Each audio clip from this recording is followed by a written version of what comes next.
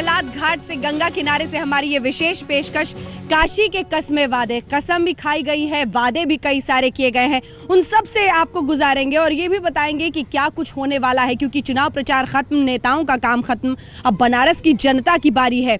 उन्हें इस एक दिन में तय करना है कि उनके नाखून पर लगाई स्याही किसके नाम की होती है। लेकिन उससे पहले आपको बता दें, नरेंद्र मोदी आज पहुंचे दिल्ली पहुंचने के बाद से पहले ट्वीट किया, वाजपेयी साहब से आशीर्वाद लिया और ये कहा कि चुनाव प्रचार शुरू करने से पहले भी वाजपेयी के दर पर वो गए थे।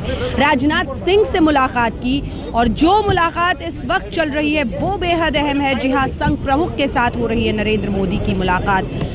राजनाथ सिंह को भी वहां पर पहुंचना है।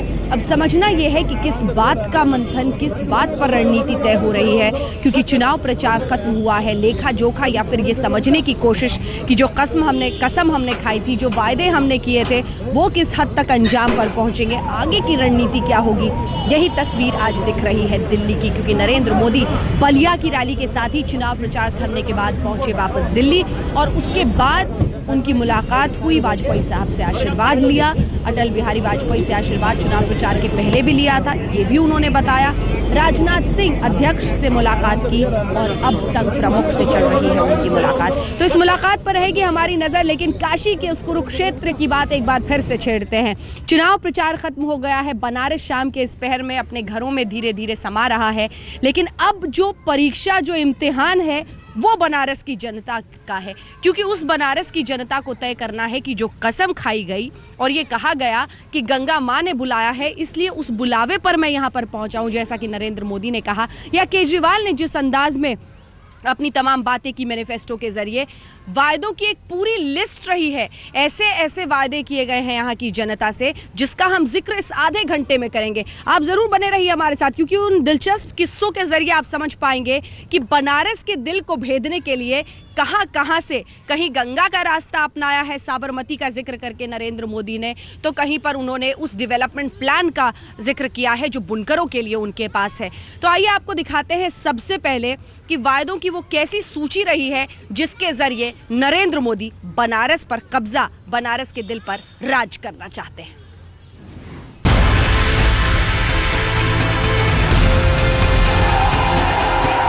दो राज्य, दो शहर, दो संस्कृतियां और एक उम्मीदवार और एक ही सवाल। अगर दोनों सीटें मोदी जीते तो किस शहर का साथ छोड़ेंगे और किसे चुनेंगे मोदी? वडोदरा या वाराणसी? दबी जुबान से कहा जा रहा है कि मोदी वाराणसी की सीट बरकरार रखेंगे और वडोदरा की सीट से अमित शाह को चुनाव लड़ाया जाएगा। अब तक बीजेपी ने इन अटकलों पर मुहर नहीं लगाई थी, लेकिन पहली बार राजनाथ सिंह ने वाराणसी में मतदान से पहले इसके भी संकेत दे दिए। डेवलपमेंट सचमुच उनकी एक मूल प्रकृति बन चुकी है, स्वभाव बन चुका है, और इसीलिए मैंने सोचा ना कि हमारी इस जन्मभूमि से ऐसा व्यक्ति लड़ना चाहिए, क्योंकि जन्मभूमि का कर्ज उतार पाना यह बहुत कठिन होता है। तो मैंने कहा थोड़ी बहुत भी यदि मैं उतार सकूं, प्रधानमंत्री यदि कैंडिडेट हमारी जन्मभूमि से होता है तो इससे बड़े गौरव की बात और कुछ नहीं हो सकती, क्योंकि मुझे पूरा विश्वास है कि इसका डेवलपमेंट होगा, क्योंकि डेवलपमेंट उनकी प्रकृति में है, उनके स्वभाव में है, that is a part of his nature. सवाल उठता है कि क्या वाराणसी में मतदान से पहले यह इशारा सिर्फ राजनीतिक चारा भर है या फिर वाकई मोदी ऐसा करेंगे? अगर हां, तो सवाल यह उठता है कि जब यह पहले से तय था ही तो दो जगहों से चुनाव लड़ने की क्या जरूरत थी? क्या मोदी के वाराणसी सीट जीतने पर बीजेपी में कोई संदेह था? चमक धमक वाले लोग होते हैं, वो बहुत दिन चमक धमक नहीं रहती, और जो स्थानीय होता है जिसके अंदर ओरिजिनलिटी होती है, वो ओरिजिनल तो ओरिजिनल ही रहेगा।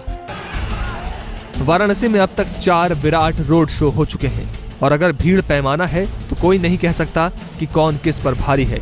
इसके अलावा मोदी को हराने के लिए कांग्रेस को मुख्तार अंसारी का साथ मिल चुका है, वहीं केजरीवाल को जेडीयू का साथ मिल गया है। ऐसे में क्या राजनीति के समीकरण को देखते हुए राजनाथ सिंह ने यह बयान दिया है या फिर यह महज एक इत्तेफाक है? आज तक ब्यूरो। टाइमिंग देख लिया आपने? टाइमिंग कुछ इस हिसाब से है कि अब तो वडोदरा में वोटिंग हो चुकी है, वोटिंग बनारस में होनी है, तो बनारस की जनता को कैसे भरोसा दिलाएं कि किसी भी हाल में बनारस को नहीं छोड़ेंगे, रुसवा नहीं करेंगे, अपने दिल में सहेज कर समेट कर रखेंगे। यही कोशिश है नरेंद्र मोदी की।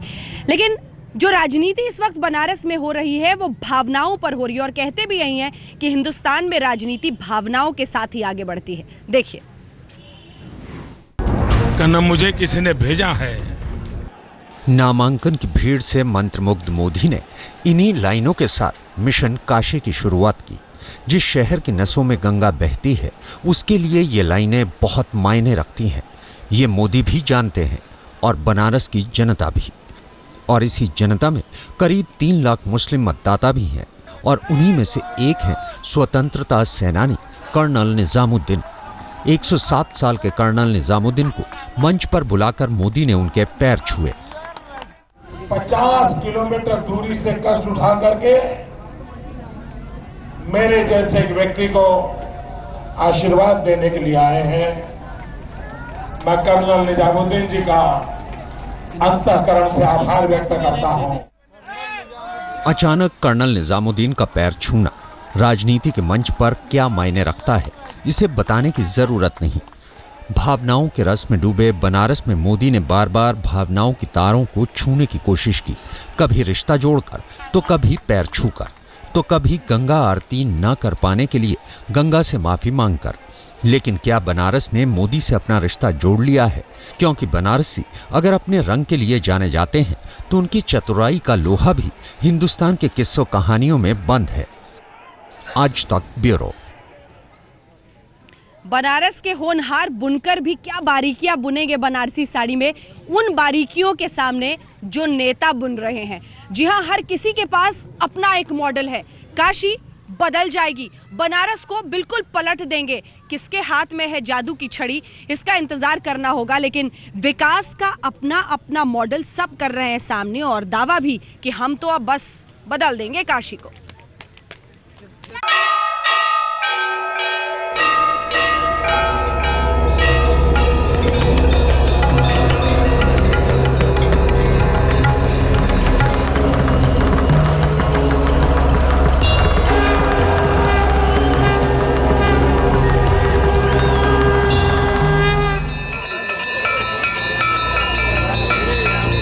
पिछले 2 महीने में गंगा कई वादे सुन चुकी है। गंगा के दिल में बसा ये काशी कई सपने देख चुका, और काशी के लोगों की शहर की उम्मीदें आसमान पर पहुंच गई।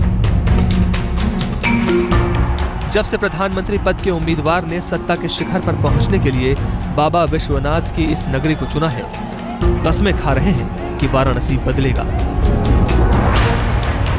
यहां मैं एक ही बात लेकर के आया हूं, और वो बात है विकास। मुझे विकास के सिवाय मेरा कोई एजेंडा नहीं है भाई। लेकिन वाराणसी तभी है जब गंगा है, लिहाजा यह भी तय है कि वाराणसी तब तक नहीं बदलेगी जब तक गंगा पर ध्यान नहीं दिया जाएगा। शायद यही वजह है कि बीजेपी के पीएम उम्मीदवार बार बार गंगा के विकास का दावा करते रहे। साबरमती को हमने कैसे बदल दिया है, हमने आपको दिखाया गंगा भी बदल सकते हैं। वाराणसी देश की सियासत के केंद्र में है। हाई प्रोफाइल टक्कर में सब जीत की उम्मीद लगाए बैठे हैं। शायद यही वजह है कि आम आदमी से लेकर बीजेपी तक ने शहर के लिए अलग से घोषणा पत्र जारी किया। शहर के विकास की बातें की, सांस्कृतिक केंद्रों की बात की, और गंगा के लिए खास एजेंडे का ऐलान किया। मां गंगा जैसी पवित्र नदी की पवित्रता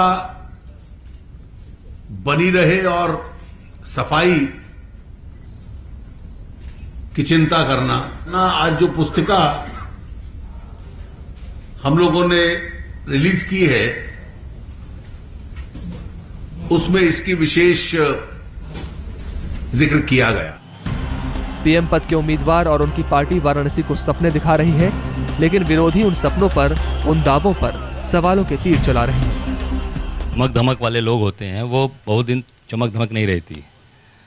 और जो स्थानीय होता है, जिसके अंदर ओरिजिनलिटी होती है, वो ओरिजिनल तो ओरिजिनल ही रहेगा और वही काम करेगा, विकास की वही बात करेगा। यहाँ पे 20 साल से भी ज्यादा बीजेपी नगर निगम में है, कुछ नहीं किया बीजेपी वालों ने। आज वाराणसी को वाकई विकास की दरकार है। तंग गलियों और संकरी सड़कों को आधुनिकता का इंतजार है। साहित्यिक और सांस्कृतिक केंद्रों को नई ऊर्जा और नई आत्मा चाहिए, लेकिन चुनौतियां भी कम नहीं है। सबसे बड़ी चुनौती ये कि काशी का सामाजिक ताना बाना और शहर का मिजाज बदले। यहाँ विकास कौन कर पाएगा और कैसे कर पाएगा? सिर्फ कस्मे वादों से वाराणसी नहीं बदलेगी। आज तक ब्यूरो।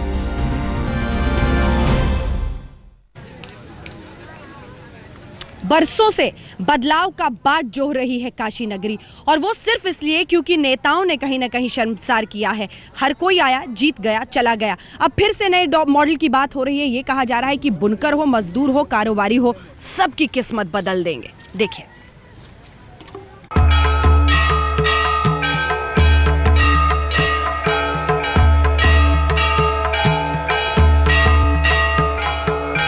वाराणसी धर्म और संस्कृति का केंद्र, जो दिल्ली की सत्ता की लड़ाई के केंद्र में है।